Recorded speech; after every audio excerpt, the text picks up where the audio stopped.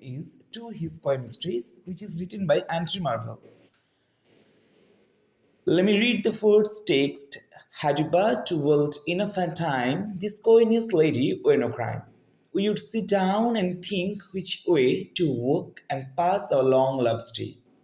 Thou by the Indian Ganges side should rubies find, I by the tide of Humber would complain. I would love you 10 years before the flood, and you should, if you please, refuse till the conversation of you. My vegetable love should grow vaster than empires and more slow, and 100 years should go to praise thine eyes, and on thy forehead gauge, 200 to adore each breast, but 30,000 to the rest, and each at least to every part, and the last day should show your heart. For lady, you deserve this estate, nor would I love at lower it. But at my back I always hear time swing chariot hurrying near, and yonder all before us lie, desert of vast eternity.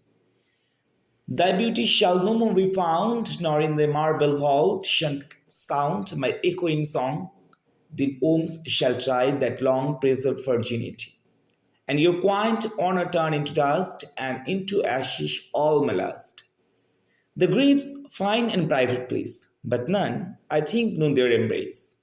Now therefore, while the youthful hue sits on thy skin like morning dew, and while thy willing soul transpires at every port with instant fires, now let us sports us while we may, and now, like amorous bird of prey, rather at once our time devour, that languish in his slow chapped power, let us roll all our strength and all our sweetness up into one bowl, and tear our pleasure with rough strife through the iron gates of life. Thy, thus, though we cannot make our son stand still, yet will make him run. Oh, the To His Coy Mistress, which is written by Andrew Marvell, it's a metaphysical poetry. এটা একটা metaphysical poetry. আমরা তিনটে স্ট্যাঞ্জা পাচ্ছি, we are getting three stanzas. The whole poem or the entire poem consists of three stanzas. And if we divide the three stanzas into three parts, the fourth stanza, we're naming it Had You But, the second stanza, Reality, and the third stanza, Therefore. চলো আমরা বাংলায় একবার এটাকে কবিতাটাকে বোঝার চেষ্টা করি। Had you but dwelt enough and time, this coyness lady or no crime. এখানে কবি কি করছেন? The poet proposes to his beloved that to make a sexual relationship before the marriage.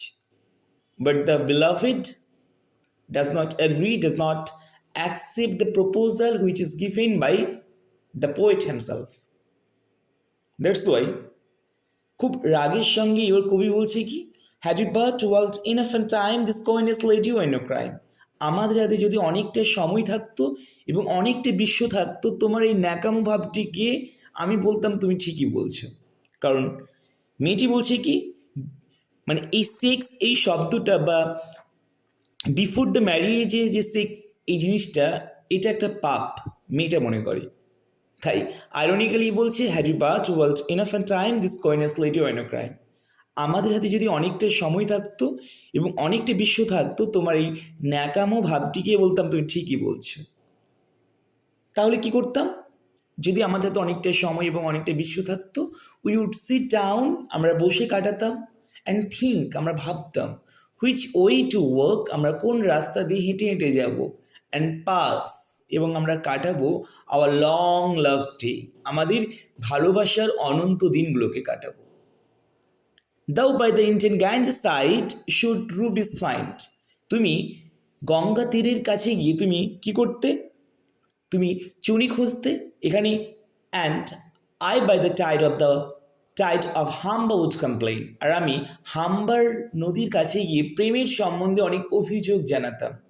We are getting to river over here. First one is that Ganges and the second one is that Humber. Ganga হচ্ছে একটা পবিত্র নদী, আর Humber হচ্ছে একটা উতাল পাতাল ঢেউ। এখানে আমরা যদি একটু দেখি, একটু কম্পারেটিভলি দেখতে পাবো যে এটা কম্পেয়ার করা হচ্ছে Indian Ganges side, that is the holy, একটা পবিত্র একটা নদী, যেটাকে একটা মেয়ের সঙ্গে তুলনা করা হচ্ছে। আর হাম্বার মিন্স হচ্ছে উতাল পাতাল, এটা একটা লাস্ট, এটা কাম, শরীরের কামের কথা বলা হয়েছে। তো মেয়েরা যদি যতটাই যদি কোনো একটা বাজে কিছু করে থাকে, তবুও মেয়েরা নিজেদেরকে গঙ্গার মতো পবিত্র বলে মনে করে।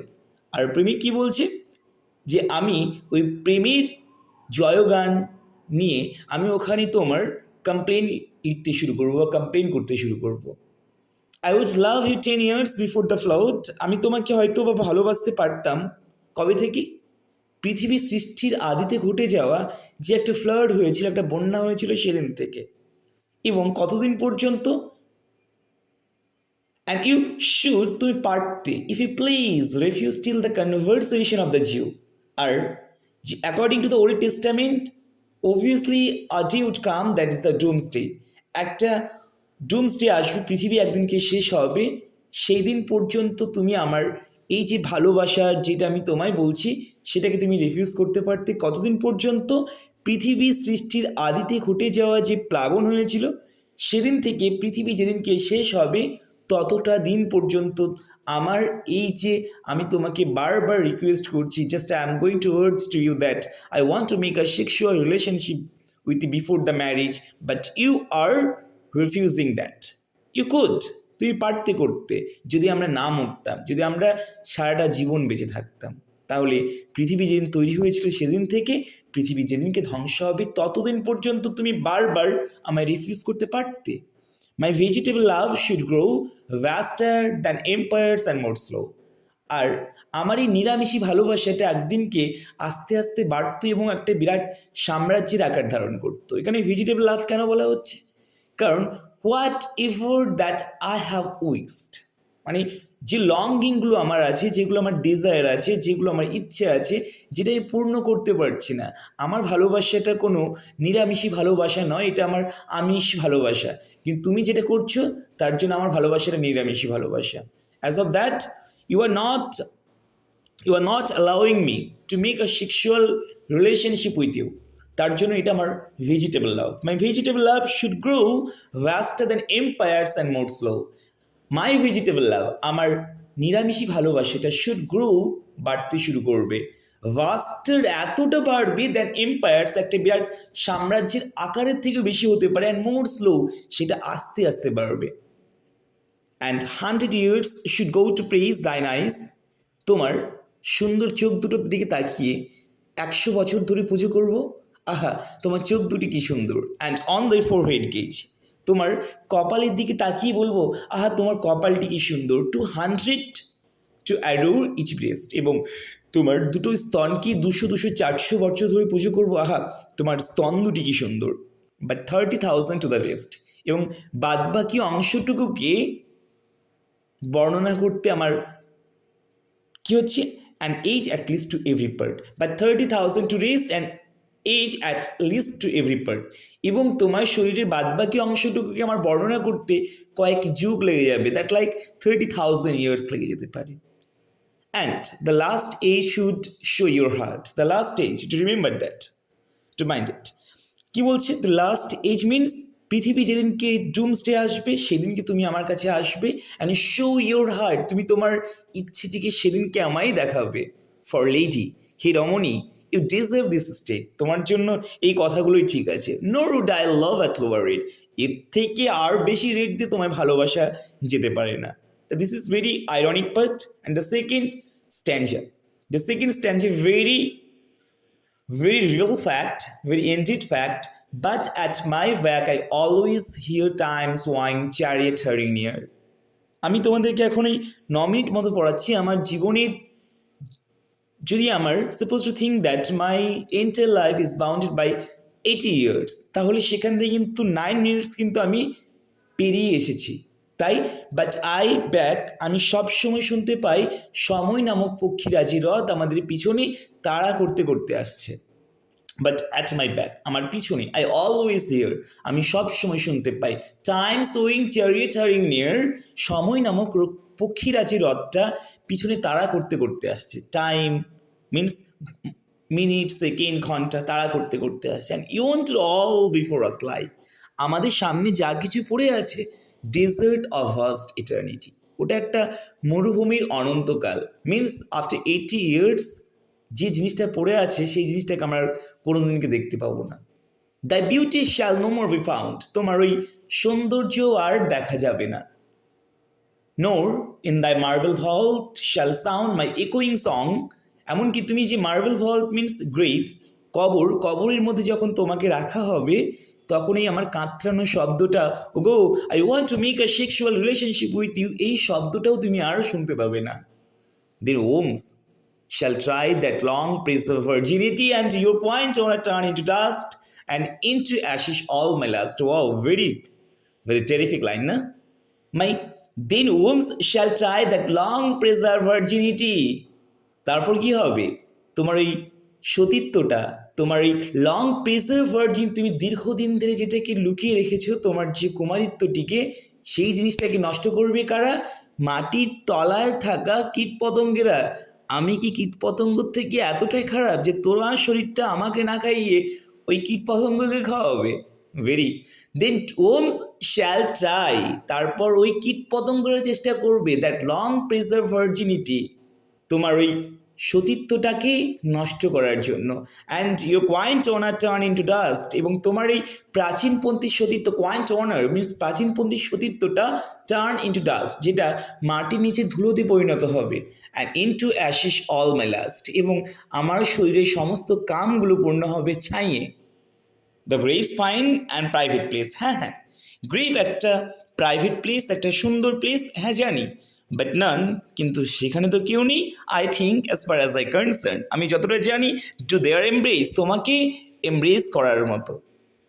তাহলে কি করতে হবে? Now thereafter or therefore, তারপর while the youthful hue who sits on the skin like morning dew, তাই নাও দেয়ার ফোর, অতএব হোয়াইল, যতক্ষণ the youthful hue sits on the skin like morning dew, শীতের সকালে, শীতের সকাল দেখতে পাই, শিশির ভেজে সকালে যখন শিশিরগুলো যখন ওই ঘাসের উপর পড়ে যতটা সুন্দর লাগে, তোমার তো এখন বয়সটা অল্প। While the youthful hue sits on the skin like morning dew, শীতের সকালের মতো আভাগুলো যখন তোমার এই যৌবনদীপ্ত শরীরের মধ্যে লেগে আছে। And while the willing soul transpires at every pore with instant fires, চলো তোমার ওই আগ্রহটিকে আমরা কি করব? আমরা প্রত্যেকটা মুহূর্তগুলোকে রন্ধ্রে রন্ধ্রে পূর্ণ করব। Now let us sports us while we may, চলো আমরা খেলা করি এবার। লেট আস স্পোর্টস, খেলা হবে অ্যাজ হোয়াইল উই মে, আমাদের ইচ্ছে মতো। Now and now like amorous bird of prey, যেমন দুটো পক্ষী যুগলের মতো, rather at once our time devour that language in his slow chap power, আমরা কাছাকাছি আসবো। And language in slow chap power মানে প্রত্যেকটা মুহূর্তকে আস্তে আস্তে আমরা স্লো চ্যাপ পাওয়ার করবো। Let us roll our strength and all our sweetness up টু ইন ওয়ান বল, আমরা কি করব? লেট আস রোল, আমরা একে অপর রোল হব, একে অপরের শরীরের সঙ্গে লেগে থাকবো এবং রোল করব।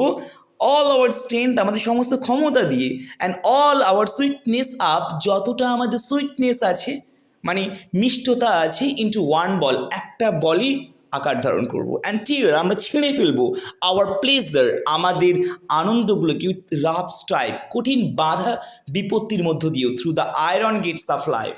আয়রন গেটস অফ লাইট, এটার অনেক মিনিং আছে, এটা আমরা পরে জানবো।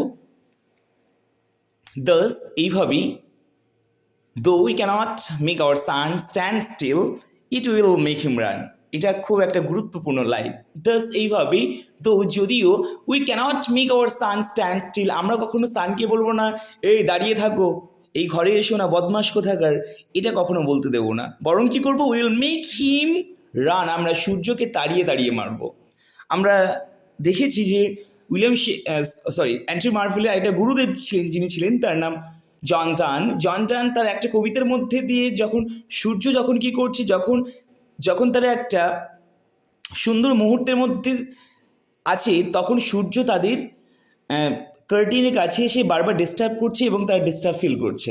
তো ইনি গুরুদেবের কথার মতো চলবেন না, গুরুদেব ভয় পান কি করতে, যে সূর্য যেন আমাদের এই প্রত্যেকটা আনন্দের মুহূর্তকে দেখতে না পান, তাই তিনি কার্টেনটিকে বারবার মানে লুকিয়ে রাখেন, মানে লুকিয়ে সব কিছু করেন। তাই তিনি কি বলছেন? আমি তো আমার গুরুদেবের মতো নই, though no we cannot make our sun stand still, আমরা সূর্যকে দাঁড়িয়ে রাখবো না, it will make him run, আমরা সূর্যকে দাঁড়িয়ে দাঁড়িয়ে উপভোগ করব।